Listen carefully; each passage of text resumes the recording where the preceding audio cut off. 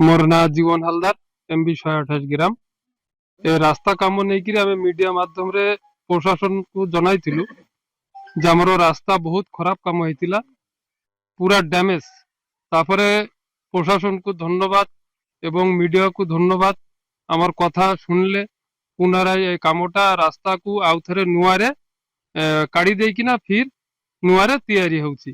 गाड़ी में कपड़ा नहीं है क्या? हैं? बाइक में कपड़ा है? नहीं कपड़ा नहीं है। मालकानगिरी जिला कालीमेला ब्लॉक अंतर्गत एमपीवी 55 एमवी 128 ग्राम दे मालापुरम छक पर्यंत प्राय 1.8 किलोमीटर रास्ता को नहीं स्थानीय लोके गुरुतर अभियोग आनिबा परे विभिन्न गणमाध्यम खबर प्रसारण पर प्रशासन पदक्षेप नहीं। सूचना था कि एमपीवी 55 एमवी 128 एमवी 88 ठारू मालापुरम छक को संजोग करुथिबा एही रास्ता काम केवल 20 दिन पूर्व समाप्त होइथिबा बेले एहार गुणमान नहीं प्रश्न उठाइथिले ग्रामवासी।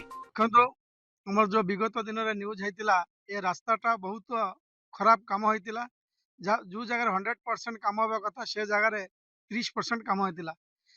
एमपीवी 55 एमवी 128 ग्रामवासी कंप्लेन कलारु पुनर्बार रास्ता को प्रशासन भी सुनिले ये न्यूज मीडिया रे भी बाजिथिला बाजिला पर प्रशासन भी दृष्टि देले एवं पुनर्बार रास्तार काम होउची जो आगुरु करा हैतिला से रास्ता को पिचु काढ़ी की आउ थरे नुआ पिचु करा जाउची। आज 500 मीटर खंडे कले उभय गार ग्रामवासी छिड़ाइतिली एवं कले कामटा बहुत सुंदर होउची।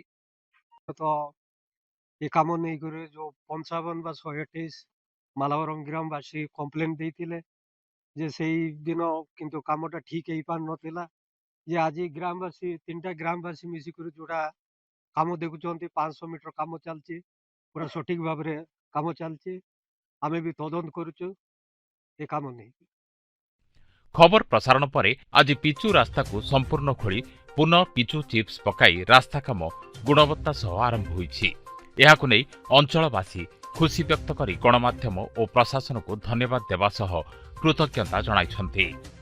मालकानगिरीरू राजेश कुमार ओझाଙ୍କ रिपोर्ट स्वस्तिक न्यूज।